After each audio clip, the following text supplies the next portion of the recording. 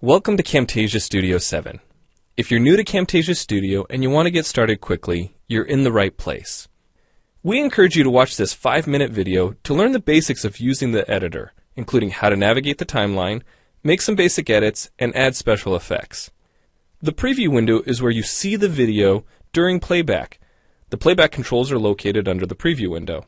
In fact, the video you're watching in the preview window is a sample project playing directly from the timeline you see below.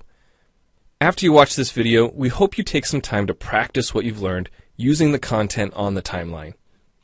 So let's start with the timeline. This is where you assemble and edit your videos.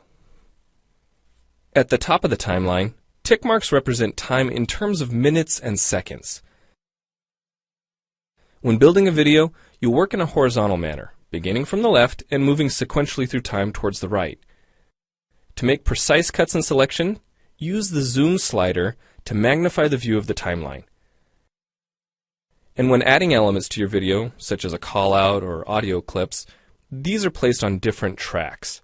Tracks are created automatically, when you need them, when elements are added to the timeline. So depending on your video, you may be working with several tracks at one time. To change the position of an element on the timeline, just drag it. To change the length of an element, drag the edges in either direction.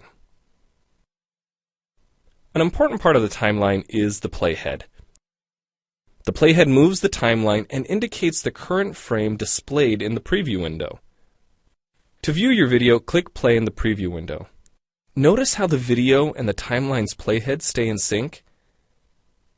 Click anywhere on the timeline and the playhead moves to that point. The green section of the playhead is called the in point. Click and drag the in point to make the beginning of a selection. The red section of the playhead is called the out point. Just click and drag the out point to make the end of a selection. To bring the sections of the playhead back together, double-click the gray playhead.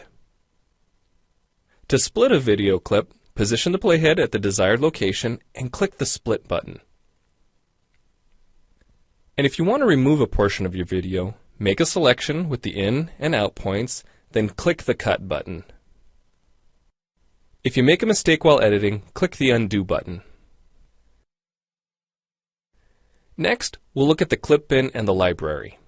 The clip bin holds recordings, audio files, images, and title slides being used in the project you're currently working on.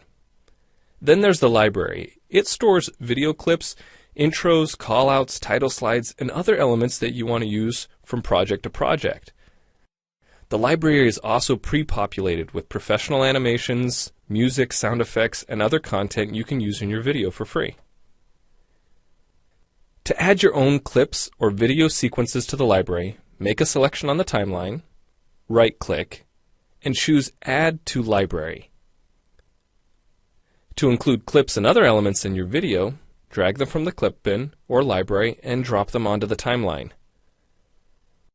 The tabs located above the timeline are task pages used for adding and editing special effects. You can add callouts to emphasize a key point. You can insert a transition between clips for a professional look. Apply zoom and pan effects to focus on important details. And draw attention to the cursor by changing the color, size, and more.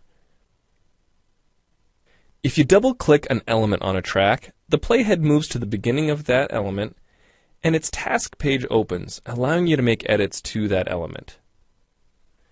So we've shown you a few ways you can navigate and edit your video, but how do you get content into your video? Well, to make a new screen recording, click the Record Screen button. If you already have an audio or video recording to use, click the Import Media button. When you've made edits and added effects to your video and you're ready to share it, you need to produce the project to create a shareable video. Click the Produce and Share button, step through the wizard, and Camtasia Studio creates a viewer-friendly, shareable MP4 file ready to upload to screencast.com, your blog, or a website. Well, it's time for you to try Camtasia Studio out for yourself using the content on the timeline. The help file in Camtasia Studio will help you use each of the Camtasia Studio features and applications. The Learning Center on TechSmith.com has in-depth video tutorials and other sample projects to download and practice with. So we hope you enjoy Camtasia Studio. And happy screencasting!